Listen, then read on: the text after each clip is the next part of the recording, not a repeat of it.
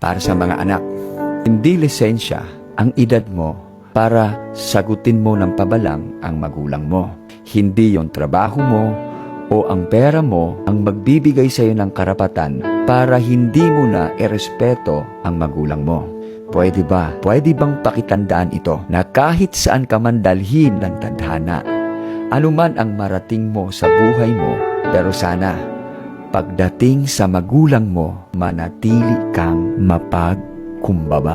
Dahil sa totoo lang, lahat ng bagay dito sa mundo ay utang mo sa magulang mo. Kaya, respect your parent. Sabi nga sa Ephesians 6 verse 1 to 2, kayong mga anak, sundin ninyo ang inyong mga magulang sang-ayon sa Panginoon, sapagkat ito ang nararapat.